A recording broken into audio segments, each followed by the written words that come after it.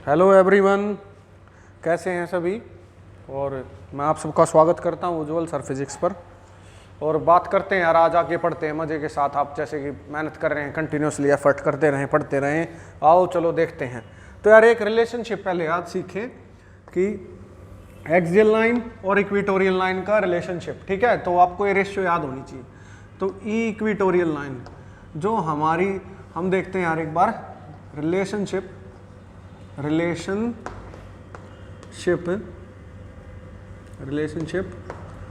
Between axial line and equatorial line, ठीक है। Equatorial line, ठीक। तो आ जाओ देखो। तो सबसे पहली बात आपको पता है कि ई एक्सियल लाइन का क्या फॉर्मूला डिराइव करवाया था। आप कहोगे सर याद है, तो क्या था भाई, 2kp/r³। ये था एक्स क्यूब आर क्यूब, कुछ भी हो सकता भाई, एक्स भी हो सकता, ठीक है। फर्स्ट इक्वेशन मान ली। एंड इसकी डायरेक्शन क्या आई थी, इंपॉर्टेंट है भाई ये। तो ये होता डायरेक्टेड अलोंग द डाइपोल। ये याद रखना आपको, डायरेक्टेड एक नंबर में आ जाता है अलोंग द, एक नंबर के 20 क्वेश्चन आ रहे हैं अब, तो बहुत इंपॉर्टेंट है भाई। डायरेक्टेड अलोंग द डाइपोल, ठीक है। और इक्वेटोरियल लाइन की बात क्या थी, आपको सर इक्वेटोरियल का भी याद है, पढ़ा होगा तो वो होता है kp/r³। ये होगी इक्वेशन नंबर 2। डिवाइड कर दो दोनों को, तो हम करेंगे डिवाइडिंग फर्स्ट बाय सेकंड। देखें यहाँ पर x भी हो सकता है, ठीक है। तो इस चीज से कोई टेंशन नहीं है। आ जाओ देखो। तो यहाँ पर ई एक्सियल, और इसकी डायरेक्शन क्या थी यार, वो तो बताना। इसकी डायरेक्शन देखो, इसकी डायरेक्शन थी, आप कहोगे सर इसकी डायरेक्शन भी याद है। ये क्या था, अगेंस्ट द डाइपोल। तो यार ये याद होना चाहिए आपको, अगेंस्ट वाला कौन सा है और अलोंग वाला कौन सा है। तो आ जाओ देखो, ये अगेंस्ट द डाइपोल था। अब क्या करते हैं, डिवाइडिंग फर्स्ट बाय सेकंड। पहले को दूसरे से डिवाइड कर देते। ई एक्सियल बाय ई इक्वेटोरियल क्या आ गया, तो आप कहोगे सर 2kp/r³ और अपॉन kp/r³। ये खचाक हो गया। तो आप कहोगे 2:1 हमारा रिजल्ट आ गया, ई एक्सियल अपॉन ई इक्वेटोरियल का। तो ये रिलेशनशिप आपको याद होना चाहिए कि क्या होता है, इनकी रेशियो क्या होती है भाई, 2:1 होती है। डायरेक्शन क्या होती है वो भी आपको पता होनी चाहिए। डिराइव करनी नहीं आती, कोई पूछ भी ले तो आप कर दे डिराइव, आसान सी चीज़ है, इसमें तो कोई मुश्किल है नहीं, ठीक है। तो उतार लें यार इसको आराम से, फिर हम आगे सीखते हैं। तो एक और चीज़ सीखेंगे कि यार आपको समझाया था मैंने अच्छे से कि यार जब भी ये डाइपोल होता है ना, इस पर टॉर्क लगती है। क्या लगती है, टॉर्क, ठीक है। तो टॉर्क इसके ऊपर लगती है। तो आ जाओ देखो, तो क्या लगती है यार इस पे, टॉर्क। तो टॉर्क लगती है, तो टॉर्क को समझते हैं और उसकी डेरिवेशन करेंगे। तो लिखो जरा, लिखें सभी, derive an expression for torque acting on an electric dipole when placed in uniform electric field. जब हम उसको प्लेस करें कहाँ पर, यूनिफॉर्म इलेक्ट्रिक फील्ड में जब प्लेस कर देंगे तो टॉर्क कितनी लगती है। ध्यान से देखिए भाई। तो सबसे पहली बात यहाँ देखो, हमने बनाई दोस्तों मित्रों एक इलेक्ट्रिक फील्ड। क्या बना दी, एक यूनिफॉर्म इलेक्ट्रिक फील्ड। उस यूनिफॉर्म इलेक्ट्रिक फील्ड के अंदर क्या करा, डाइपोल को रख दिया, ये -q, ये +q। उसके अंदर सेपरेशन कितना होता है, 2a होता है, ठीक है। 2a सेपरेशन होता है, याद होगा आपको। देखो मैंने बना के दिखाया था कि डाइपोल ऐसे होता है, ये -q, ये +q। फील्ड आई थी, आंधी आई थी, आंधी में परखच्चे उड़ गए थे, ये इधर हो गया था, ये इधर हो गया था, घूमकर ये कैसा हो गया था, सीधा हो गया था, +q -q, ऐसा हुआ था।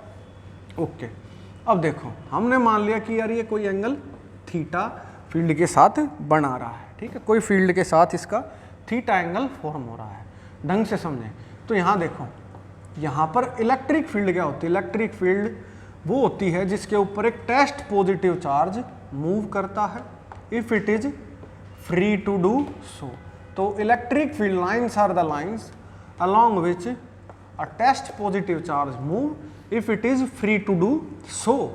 तो ये देखो, ये इसको क्या करेगा? इस तरफ धक्का मार देगा, ठीक है। एक फोर्स यानी इस तरफ आएगी, एक फोर्स किस तरफ आएगी? इस तरफ आएगी या नहीं आएगी? आप कहोगे बिल्कुल आएगी सर, एक फोर्स आएगी जो होगी प्लस क्यू की वजह से। इसके ऊपर क्या होगा? एक फोर्स इस तरफ आएगी, इसको इधर खींचेगा, या फिर इस तरफ एक फोर्स आएगी जिसका नाम होगा फोर्स माइनस क्यू की।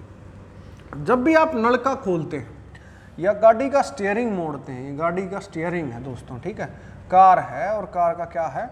स्टीयरिंग, ठीक है। तो कार का स्टीयरिंग बना देते हैं, कार का स्टीयरिंग है, ठीक है, कार का स्टीयरिंग बनाया हमने दोस्तों। तो देखें, आप क्या करते हैं? एक हाथ से नीचे फोर्स लगाते हैं और दूसरे हाथ से ऊपर फोर्स लगाते हैं। तो देखो, ध्यान से देखो, और इनके बीच में एक डिस्टेंस होता है जो equal to the diameter of the wheel होता है। ये व्हील का डायमीटर है। तो ये प्लस फोर्स हो गई, प्लस वाई की तरफ वाली, और ये माइनस फोर्स हो गई। तो ये घूमता है, क्या होता है? घूमता है। तो घूमेगा इस तरीके से। तो जब भी कोई चीज घूम जाए तो उस चीज को कहा जाता है टॉर्क। और टॉर्क में हमेशा दो फोर्स होती है, एक प्लस वाली और एक माइनस वाली, और उनके बीच का सेपरेशन होता है डी। डी क्या होता है? Perpendicular distance between the two forces. तो टॉर्क क्या होती है दोस्तों? टॉर्क होती है बड़ी सिंपल सी। टॉर्क का मतलब होता है magnitude of either force into perpendicular distance between lines of action. तो ये लाइंस ऑफ एक्शन है, एक्शन एक इस तरफ एक इस तरफ, और उनके बीच का डिस्टेंस। देखो जरा, जब आप नलका खोलते हैं, नलका खोलते हैं, टुट्टी खोलते हैं, तो क्या होता है दोस्तों? क्या होता है? एक फोर्स इस तरफ लगाई जाती है और एक फोर्स इस तरफ लगाई जाती है। डेली फिजिक्स होती है भाई, ये फिजिक्स डेली लाइफ से जुड़ी हुई चीज है, ठीक है। एक फोर्स इस तरफ लगाई जाती है, ठीक है। उनके बीच में डिस्टेंस क्या होता है? जो नलके की विड्थ है, डी। तो यहां पर क्या क्रिएट होता है? एक टॉर्क। क्या क्रिएट हो जाती है? एक टॉर्क। यानी ये घूम जाता है, किसके अबाउट? अपनी एक्सिस के अबाउट घूम जाता है, तो टॉर्क क्रिएट होती है। ये एक टाव इस तरफ हमारी, ये कौन से वाइज होगी? एंटी क्लॉकवाइज, और ये क्लॉकवाइज, ठीक है। तो इस तरीके से एक टॉर्क क्रिएट होती है। समझ गए आप? अब टॉर्क आपको समझ आ गया होगा, ठीक है। तो यहां पर दो फोर्सेज आई, तो हम कहेंगे कि भाई force due two plus Q charge. तो प्लस क्यू चार्ज की वजह से फोर्स क्या आएगी? फोर्स आएगी प्लस क्यू की वजह से। आपने एक फॉर्मूला पढ़ा है यार फील्ड का एक फॉर्मूला है, फोर्स पर यूनिट चार्ज है, ये ही कूलम्स लॉ है ये, लेकिन थोड़ा सा मॉडिफाइड फॉर्म में, ठीक है। इलेक्ट्रिक फील्ड की टर्म्स में हम कह सकते हैं, इलेक्ट्रिक फील्ड की टर्म्स में। तो फॉर्मूला आ गया Q इंटू ई, ठीक है, Q इंटू टी, ई आ गया। और एक और जो आएगी, इसको बना ले, आ जाओ देखो, या फिर मैं यहीं कर देता हूँ, कोई दिक्कत नहीं। तो देखिए, एक और जो आएगी वो क्या होगी? इसका नाम मान लिया इक्वेशन नंबर 1। एक और जो आएगी वो आएगी force due to minus q charge, force due to minus q charge. तो माइनस क्यू चार्ज की वजह से क्या आएगी? एफ माइनस क्यू, और वो क्या होगी? Minus Q E, Q into E. हमें क्या लेना है? आप माइनस का ले लो, कोई दिक्कत नहीं है, पर हमें फोर्स का मैग्नीट्यूड लेना होता है फाइनली, ठीक है। तो ये माइनस क्यू आ गई, दोनों इक्वल अपोजिट है, तो हम कहेंगे एज बोथ फोर्सेस, बाकी ये लिखने की जरूरत नहीं है, both forces are equal and opposite, also acting along different lines of action,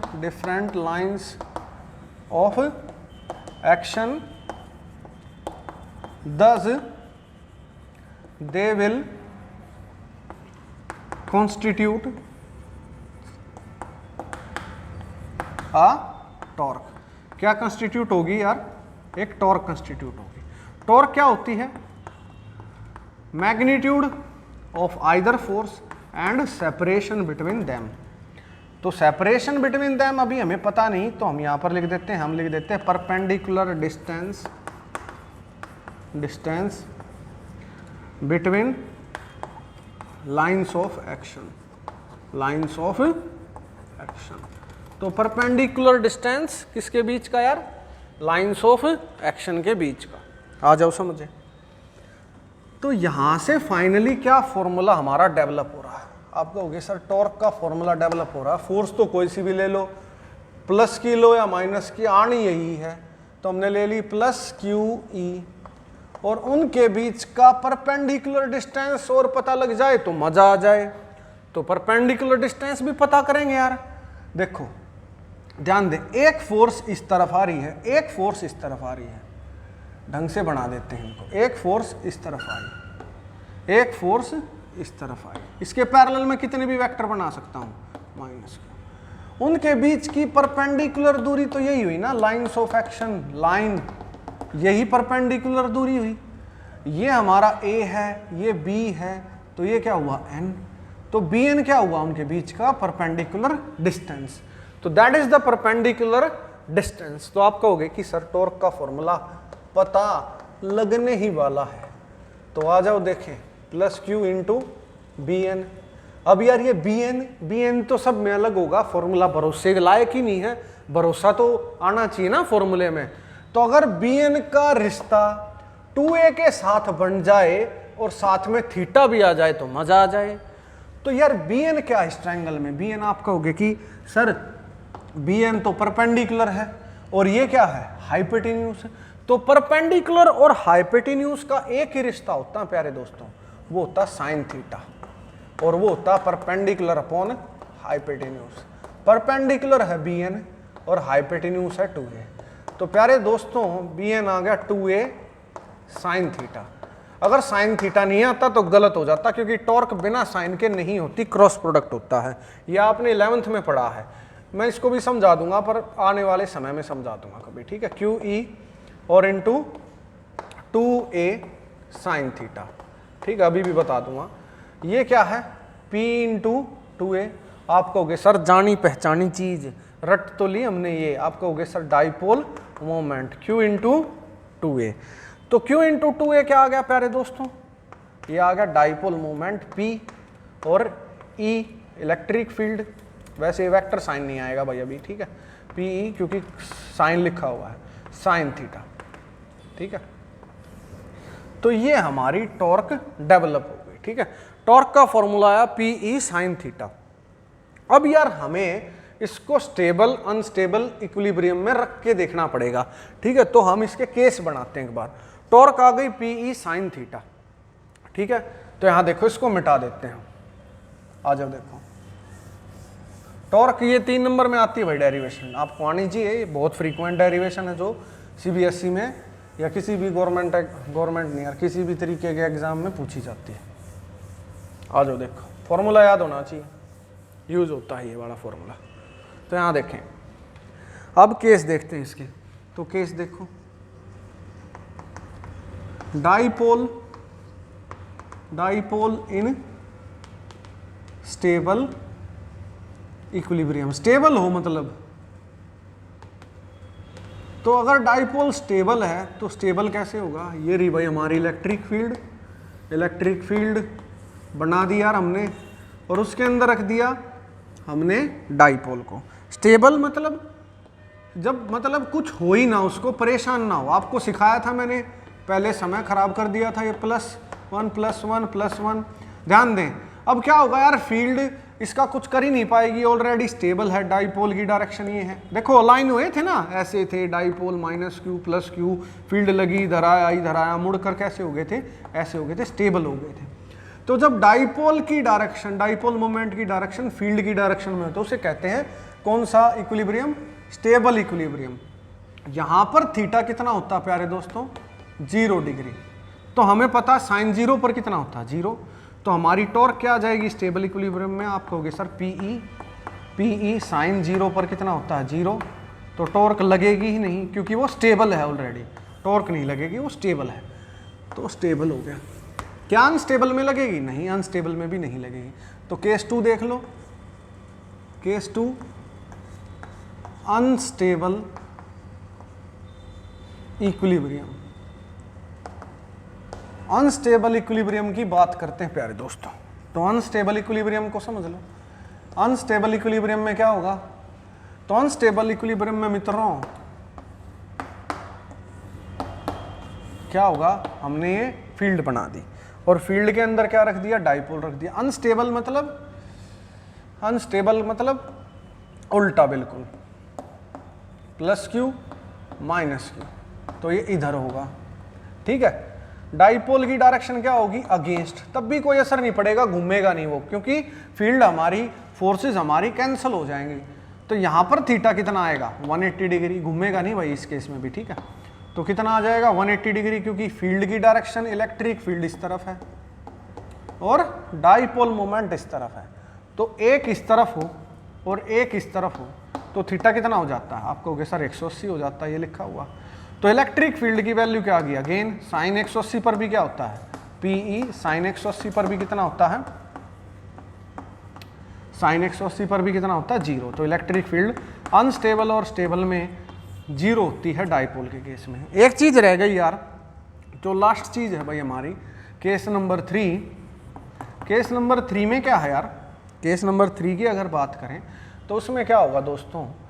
हमारी मैक्सिमम, मतलब फील्ड मैक्सिमम कब होती है? मैक्सिमम फील्ड तो जब होती है जब थीटा कहाँ हो? 90 डिग्री, यानी जब हमने डाइपोल को कैसे प्लेस कर रखा हो यार? 90 डिग्री विद द फील्ड। तो ये वैसे आपको बस जनरल नॉलेज के लिए पता होना चाहिए, पेपर में आ जाता है प्लस क्यू।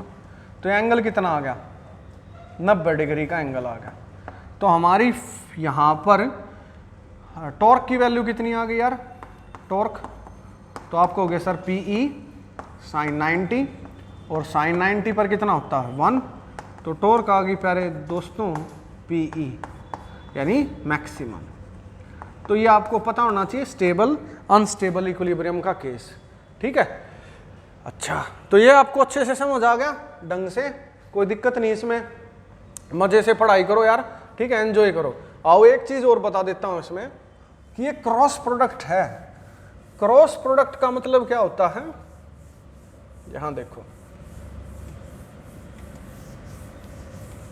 क्रॉस प्रोडक्ट का मतलब होता है दोस्तों कि साइन तो आएगा ही आएगा। टॉर्क होती है, टॉर्क एक वेक्टर क्वांटिटी है। जब दो वेक्टर एक वेक्टर पैदा करें तो क्रॉस हटने पर साइन थीटा आ जाता है। तो साइन थीटा तो आएगा ही आएगा, ये डिटेल में एक्सप्लेनेशन 11th क्लास में होती है, ठीक है। तो ये आपको ज़्यादा अभी समझने की जरूरत नहीं है, जरूरत होगी जब समझाऊंगा। तो टॉर्क हमारी आई पीई साइन थीटा, तो साइन थीटा को तो आना ही था। अगर ये नहीं आया ना तो गलत हो जाएगा फॉर्मूला, ठीक है। तो साइन तो अपने आप आएगा ही आएगा, ठीक है। समझ आया भाई सबको? तो इसको उतार लें और ढंग से करें यार सभी। तो नेक्स्ट क्लास में हम पोटेंशियल एनर्जी की डेरिवेशन करेंगे, फील्ड के न्यूमेरिकल भी करेंगे, और जो करेक्शन है वो भी करवा दूंगा यार, आप खुद ही कर लियो उसको। माइनस क्यू चार्ज को एक्सप्लेन करना बस उसमें कूलम्स लॉ में, ठीक है। तो नेक्स्ट वीडियो में मिलते हैं। Thank you very much. Strength and honour.